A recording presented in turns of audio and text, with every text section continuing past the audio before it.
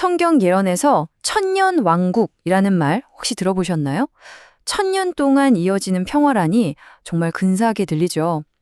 근데 말이죠. 이 평화의 시대가 시작되고 끝나는 방식은 우리가 생각하는 것보다 훨씬 더 극적입니다. 지금부터 이 천년의 타임라인, 그 장대한 이야기를 하나하나 따라가 보도록 하죠. 자, 그래서 오늘 우리가 살펴볼 이야기는 크게 5부분으로 나뉩니다. 먼저 천년 왕국이 어떻게 시작되는지, 그리고 그 천년 동안 세상은 어떤 상태인지, 또 그 시간 하늘에서는 무슨 일이 벌어지는지 볼 거고요. 마지막으로 최후의 대결과 완전히 새로운 지구의 탄생까지 전체적인 흐름을 따라가 보겠습니다. 첫 번째 이야기, 천년 왕국의 시작입니다. 부제는 세상을 바꾸는 사건이죠. 네, 맞아요. 이 천년간의 평화라는 게 그냥 조용히 시작되는 게 아니에요. 세상을 완전히 뒤집어 놓는 정말 극적인 사건들이 빵 하고 터지면서 그 막을 엽니다. 자, 세부적인 내용에 들어가기 전에 큰 그림부터 한번 짚고 넘어갈게요. 여기 타임라인을 보시면 시작점은 바로 재림입니다. 이때부터 천년왕국이 시작되고요. 그 천년 동안 지구는 완전히 텅 빈 상태가 돼요. 그리고 마지막 모든 게 끝나고 새 지구가 창조되는 클라이맥스로 이어집니다. 간단하죠? 시작, 중간, 그리고 끝. 그럼 이 천년의 시계는 대체 어떻게 시작되는 걸까요? 바로 여기 있는 4가지 사건이 방아쇠 역할을 합니다. 예수님의 재림, 첫 번째 부활, 살아있는 악인들의 소멸, 그리고 사탄이 결박되는 것. 이 4가지가 거의 동시에 마치 도미노처럼 착착착 일어나면서 역사의 새로운 장을 확 열어버리는 거죠. 이 중에서 특히 우리가 주목해야 할 게 바로 첫째 부활입니다. 요한계시록 20장 6절에서도 복이 있고 거룩하다고 하잖아요. 이건 말 그대로 아주 특별한 부활이에요. 오직 구원받은 의인들만을 위한, 뭐랄까, VIP 이벤트 같은 거죠. 이들은 영원한 생명을 얻어서 그리스도와 함께하게 됩니다. 자, 그럼 이런 질문이 생기죠. 의인들은 부활해서 하늘로 가는데, 그럼 나머지 사람들은요? 성경 기록을 보면 그때까지 살아있던 악인들은 그리스도의 재림의 광채 앞에서 소멸된다고 해요. 그리고 이미 죽어있던 악인들은요, 그냥 그대로 무덤에 남게 됩니다. 이 말은 결국 지구에는 살아있는 사람이 단 한 명도 남지 않게 된다는 뜻이에요. 정말 충격적이죠. 두 번째의 이야기로 넘어가 보죠. 정지된 세상, 부제는 지구의 천년간의 상태. 맞아요. 방금 지구에 아무도 남지 않게 된다고 했잖아요. 그럼 그 천년 동안 텅 빈 지구는 과연 어떤 모습일까요? 근데 이게 아마 가장 궁금한 부분일 거예요. 천년이라는 그 어마어마한 시간 동안 텅 비어버린 지구는 대체 어떤 모습일까요? 성경에서는 이 상태의 지구를 무저갱이라고 불러요. 그리스어로는 아비소스, 심연이라는 뜻이죠. 이게 무슨 지하에 있는 깊은 구덩이 같은 게 아니에요. 그냥 어둡고 파괴되고 텅 비어버린 지구 그 자체를 가리키는 상징적인 표현입니다. 그리고 사탄이 바로 여기에 갇히게 되는데요. 재밌는 건 쇠사슬에 묶이는 게 아니라는 거예요. 아무도 속일 사람이 없는 상황, 그 자체가 바로 사탄을 묶는 사슬이 되는 셈이죠. 예레미야서의 이 구절이 그 모습을 정말 잘 보여주죠. 내가 본즉 사람이 없으며 딱 이 상태인 거예요. 말 그대로 완전히 비어버린 행성. 이 구절이 바로 지구가 무저갱이 된다는 개념을 뒷받침해주는 거죠. 자, 세 번째 이야기로 가보겠습니다. 하늘에서의 심판. 지구가 그렇게 멈춰 있는 동안 그렇다고 우주 전체가 멈춘 건 아니에요. 하늘에서는 아주 중요한 일이 동시에 벌어지고 있었습니다. 이제 시선을 하늘로 한번 돌려보죠.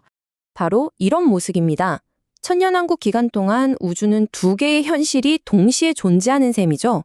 지구는 어둡고 황량하고 아무도 없어요. 사탄과 그의 천사들만 갇혀 있죠. 반면에 하늘에서는 구원받은 의인들이 그리스도와 함께 통치하면서 심판에 참여하고 있습니다. 완전히 다른 세상이죠. 아니, 근데 무슨 심판을 또 하냐고요? 여기서 하는 심판은요, 이미 구원받지 못한 사람들을 다시 정죄하는 게 아니에요. 그게 아니라 구원받은 성도들이 잃어버린 자들의 기록을 직접 살펴보는 시간입니다. 왜 그들이 구원받지 못했는지, 하나님의 결정이 얼마나 공의로웠는지를 직접 확인하고 모든 의문을 푸는 과정인 거죠. 아, 그래서 그랬구나 하고 온전히 이해하게 되는 시간이라고 할 수 있습니다. 네 번째 이야기입니다. 최후의 대결. 자, 이제 천년이라는 정말 긴 시간이 흘렀습니다. 정지되어 있던 지구의 이야기가 다시 움직이기 시작해요. 모든 것을 끝내는 정말 엄청난 클라이맥스로 빠르게 전개됩니다. 천년이 끝나면 과연 무슨 일이 벌어질까요? 이 길고 긴 우주적 드라마의 마지막 장, 그 피날레가 지금 시작됩니다. 천년이 딱 끝나는 시점에 여러 사건들이 폭풍처럼 휘몰아칩니다. 먼저 예수님과 성도들이 새 예루살렘이라는 거대한 도시와 함께 지구로 돌아와요. 그리고 바로 그때 역사상 죽었던 모든 악인들이 둘째 부활로 다시 살아납니다. 자, 이제 사탄은 어떻게 될까요? 드디어 속일 대상이 생겼으니 그 결박에서 풀려나게 되는 거죠. 천년 만에 자유를 얻은 사탄이 가만히 있을 리가 없죠? 자신의 마지막이자 가장 거대한 속임수를 펼칩니다. 방금 부활해서 어리둥절한 그 수많은 사람들을 미혹해서요.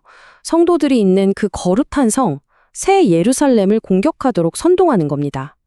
인류 역사상 가장 거대한 군대가 모이는 거죠. 하지만 이 최후의 반역은요, 정말 허무할 정도로 순식간에 끝나버립니다. 요한계시록 20장 9절 말씀처럼 하늘에서 불이 내려와서 그들을 그냥 삼켜버려요. 사탄과 그를 따르던 모든 이들이 완전히 소멸되는 순간입니다. 성경은 이 불을 둘째 사망이라고 부릅니다. 이게 정말 중요한 개념인데요. 첫 번째 사망에서는 부활이 있었잖아요. 하지만 이 둘째 사망은 말 그대로 영원한 소멸, 완전한 끝을 의미합니다. 여기서 죽으면 다시는 부활이 없는 거죠. 죄와 악의 뿌리가 완전히 뽑히는 겁니다. 자, 이제 마지막 5번째 이야기입니다. 새롭게 창조된 지구. 불로써 모든 악이 정화된 옛 세상은 이제 사라지고 드디어 완벽한 회복, 새로운 시작의 순간이 찾아옵니다.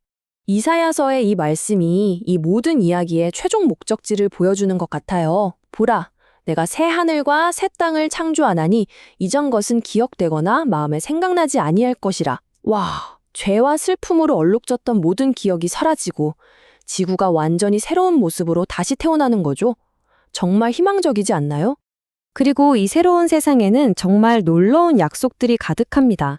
하나님께서 우리와 직접 함께 사시고 더 이상 죽음도 슬픔도 눈물도 고통도 없는 세상.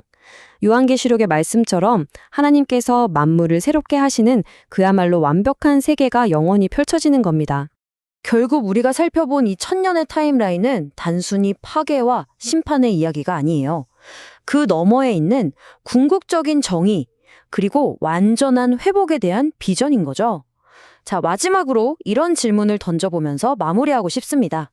한 세계의 완전한 끝은 우리에게 다음 세계의 시작에 대해 과연 무엇을 가르쳐주고 있을까요?